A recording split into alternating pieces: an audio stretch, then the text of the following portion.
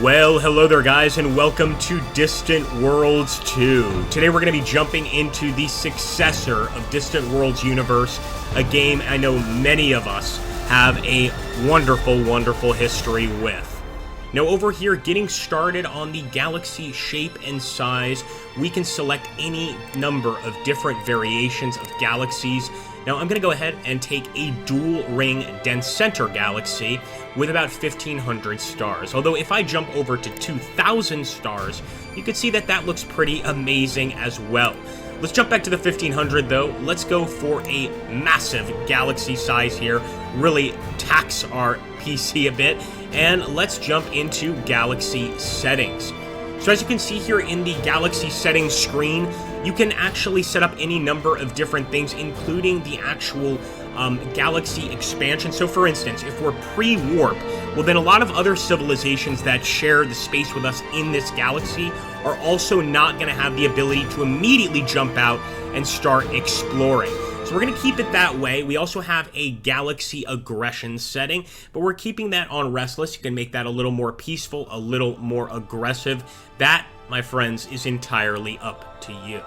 Now, I am going into the threat setting, and this is quite similar to the previous screen here. We can have pirates. We can allow the private proximity to be extremely close or extremely far away, of course, and we've even got some space creatures. You can only imagine the leviathans that would come out of this space creatures area. I'm going to keep it on few and go to colonization.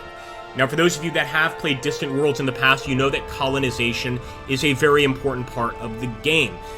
In fact, I would say one of the most important parts. You start out with a planet within, of course, your own small galaxy, and you need to expand out to larger galaxies or to other galaxies to be able to mine your minerals, to be able to spread your population, and if you're a warlike species, to be able to conquer other cultures. Now, in this case, I am not going to be showing you guys the race icon because I promised the developers I wouldn't do that. We're just going to pick the Asborians, I believe they're called. These are aquatic aliens that have some really good trade skills. So let's jump right in. And sorry, these are called the Akdarians. I think I said the Asborians. In any case, guys, this is for me one of my favorite parts of Distant Worlds, and that is the ability to select your government type. I mean, just the idea of having, you know, nameless aliens, creepy-looking aliens that have a democracy or maybe even a military dictatorship. But again, my focus is going to be a mercantile guild, governments that are highly focused on commerce. And over here, let's call this one just Akdar Inc. How about that? Now, of course, you've got to have a proper empire flag, and there are a number of different choices, but I think just for a trade corporation, that looks pretty decent. The cool thing about this game, you know, aside from just the massive beauty of it, is the fact that a lot of it can be automated. So if you're like me and you don't like having to micromanage every single little thing, if you just get your empire started, believe me, they are going to take the ball and they are going to be able to go ahead and expand with or without your help. Of course, that doesn't mean you can completely ignore them. I wouldn't recommend that, but I'm just letting you know that lets you focus on the things you kind of want to. Now again, even here, we can go ahead and determine our home system, our expansion policy, even our tech level, and I'm keeping it all on pre-warp. Now if you want, you can start a game on level 7, where just about every single technology has already been unlocked, but for me, I find the pre-warp much more interesting, since we're all starting at a bit of a disadvantage and we need to unlock warp speed. Now over here, we can auto-generate starting empires. Of course, you can go up or down on that. And actually, if we turn that off, you can actually add your empires. But again, I promised the devs that I would not be showing those empires unless they suddenly pop up on screen. So I'm just going to put on 12. Why not? Of course, a list of victory conditions. And, you know, you can make this as complicated or uncomplicated as you like. But guys, let's jump in and take a look at this beautiful, and I can't stress this enough, beautiful game. So right away, my friends, we get an indication of what our actual race is going to be like. Now, I changed the flag because I saw this one and I said, wait a minute, we're an aquatic race. This looks absolutely beautiful. let's jump in. Let's take a look here, guys, at our starting location. And I mentioned before just how much you can actually micromanage in this game. In the ancient Akdarian undersea city ruins, we have made a curious discovery. The great ocean of stars awaits us. And as I told you guys before, as Akdarians, we are an aquatic species. But nonetheless, we have the ability to head out and, explore the area. So as you can see here, we're going to go ahead and take a look at our first ship, the Celestial Voyager. And for those of you wondering, yes, you've got 360-degree view, of course you do. And we're going to take this ship to start looking for our first trade hubs. Now, this unexplored carbonaceous moon probably has something important, so I'm going to actually rush over there with our first ship. But interestingly enough, while all this is going on, we've got another constructor here that is under construction and that will be popping out ships little by little. In fact, if we take a look at this light freighter and we want to, we can send it over here to assist in exploring the moon, but for that we really do need an exploration ship. You can see we've got some mining ships currently under construction, a number of different ships really currently under construction, but the important one right now is going to be that Celestial Voyager. Let's get her out and let's take a look at our spacefaring future. Something else I really love here is that if you take a look at the actual constructors, you can see ships coming off our home world to go over here and assist with the building process. I think that's just a brilliant touch. Now up here, guys, I want to show you guys the different screens, but particularly the importance of tooltips in this game. As you can see, just looking here at Uki Thanda, our current leader, he's got a number of different bits of information which you may find useful, and down beneath them there's an events list, which shows you essentially what is happening in our great empire. Now, if we take a look over here, there is a spy area. That's right, you can have spies for counterintelligence. You can, of course, change the mission if you want. You can cancel this mission, but we're not going to do that. And there's even prisoners. Now, we are not currently in a war, so probably not going to have many prisoners to choose from. But it just goes to show you, really, the massive amount of different things you can focus on in this game. Of course, the exploration screen here, which shows us our current Celestial Voyager, as well as the resource screen. And that's right, there's an economic value to everything. So some resources are worth more than others, of course. No resources are created equal, but we're going to be finding more as our ship approaches that planet. And in fact, we can speed up time to make sure he gets there a little bit sooner. Over here, we've got our ship construction screen. And currently, you can see here, we've got some construction going on. A construction ship, a precious wonder, a small freighter, and a mining ship over here. So as you can see here, the construction of the abandoned base of Akdarian spaceport in the Yuknu system. We can go ahead and assign a mission to it, but right now the only thing I want to do with these spaceports is produce exploration ships and try and get some new exploration ships out as soon as possible. So if we take a look over here, this is going to show the location of our spaceport. Oh, sorry. I want to make sure we're not... There we go. And that's actually, sorry, this is the location of our constructor. Now, take a look at this, guys. Different events will happen during the game. In this case, we have located an ancient spaceport. Now, if we want, we can scrap it for materials, or we can rebuild it for the good of our empire. And I think this early on, we are going to rebuild this spaceport. There we go. As you can see, people are going to start building that up as soon as possible.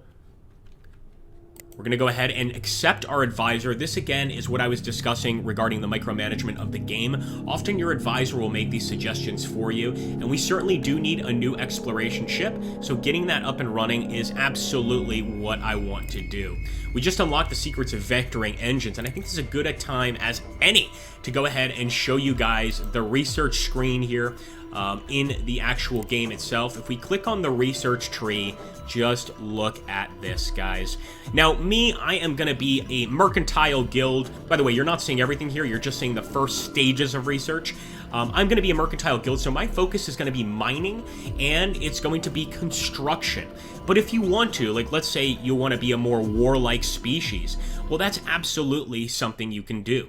So to be a more warlike species, we simply go up here, and as you can see, look at this. Early beam weapons, early torpedo weapons, all of the good stuff, including ground combat, if you feel so inclined. Now, early on, these freighters are going to be really your only source of defensive ships, but again, looking at the research screen, we can upgrade that over time. Going to keep things pretty simple here at first, though, and I'm fine with just a light freighter. I'm not anticipating any actual enemies, but you never know. And there we go. We've got our next exploration ship, guys. Where do you think I'm going to head? I'm going to head straight to that gas giant. But I want to give you guys an idea of the scope and scale of this game. So let's just zoom out a little. Maybe we'll zoom. Maybe we zoom out a little more. And oh my goodness, look at this. I mean, it is absolutely humongous. This is not the largest size, by the way. We picked third to last largest size of an actual spaceport, but this is damn beautiful. And of course, if you want, over time, you can expand outwards to other star systems, other galaxies, etc. But for now, we're going to stick right here and really try to explore our very own. So I do want to get to that gas giant. It's going to have some very profitable stuff on it, I can already tell. Let's just take a look over here with the navigator and take a look at that Cerbinaceous moon. As we get closer, we're going to unlock the resources on this moon. You can see that our exploration ship is already sending people down there just to take a look and see what we have. And sure enough, guys, look at this. We've discovered Endican. We've discovered a new resource at Endican in the Yukunu system. Vofilacent is an intoxicating perfume that comes from the brilliant green flowers of the Vofila plant.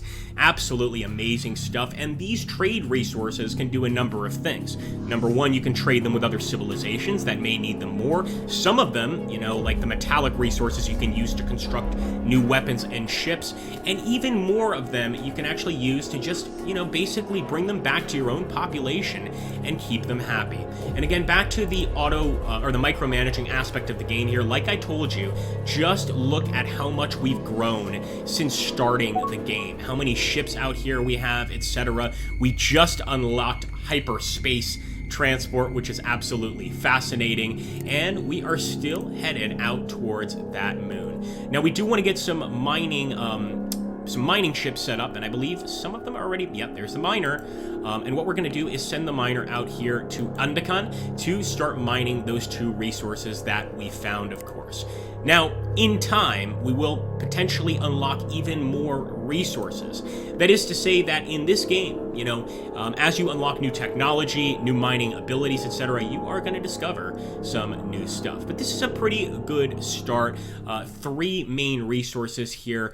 Not the greatest planet, if I have to be particularly honest. There are planets with much, much better setups, and hopefully that's what we're going to find over here on this gas giant.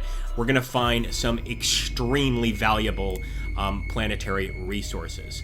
Again, the same thing has to happen, though. You can actually see, if you look close enough, our little spaceships flying off the exploration ship there and dropping on that gas giant. Not exactly the safest thing to do, but hey, exploration has never been a very safe thing to begin with. So let's hope that we find something, and look at that, guys. Look at this. I'm actually pausing the game. We have actually found, and this is called Krypton. Of course, a green gas Krypton, you're thinking Superman. We've also found some other gases over here. Caslon, a universal reactor fuel. We've got argon, which is great for shield components in weapons. And we've also got Yukunu, which really just adds to industrial research. This particular hidden item, I guess it's an item that we found here. Sorry, this is not gas. It's just an item located on the planet's surface. But these gases are extremely important to the growth of our empire. So I'm going to be sending, of course, a mining ship over there to start extracting. And you can see here on our carbonaceous moon, even now, we've got several ships approaching. The miner that I sent out has just gotten here, and he is going to start mining quickly. Now, again, we're going to go ahead and assign a mission to build something here. One of the things I love is that quite often your advisors will give you recommendations, you know, and you can, of course, listen to them or kind of do your own thing. But I just think that aspect of the game is absolutely beautiful. And now we are properly mining this planet. Look at the income coming into the decrepit aspiration. Now that we've also got warp gates, we can pretty much just pick up our goods and head right back to the... Now, I want to be very clear here. What we're focusing on right now and what we've been focusing on during this video is a very tiny part, not just of the entire universe, guys, but it's a tiny part of our very own galaxy. So obviously over time we can head even deeper in and we can take a look at other galaxies, etc. In fact, it looks like one of our ships, a very, very brave explorer, is rushing through and discovering a number of other planets. This one, Yakunu 3, seems to be a rocky, metallic planet, which is pretty cool. But as we get closer and closer to the center there, and as you can see, another bit of research has just been completed, we are going to be finding more and more discoveries. Now, I do think I should warn you guys that there are pirates out in this area, and these pirates can, of course, be quite a danger to your entire, well, your ships, your trade, etc. So over time, the farther out you go, it might not be such a bad idea to take some freighters with you, just in an effort to defend your ships. In this case, we seem to be okay, but it's something to think about over time. Well, again, guys, I hesitate to show you too much. I don't want to give too much away of this game. Suffice it to say, if you enjoy this video and you want to see some more of Distant Worlds 2, then you know what you got to do. Let me know in the comments down below. Like, comment, subscribe if you haven't already, and let's enjoy this game together. Thanks so much, guys, and I'll see you on the next video.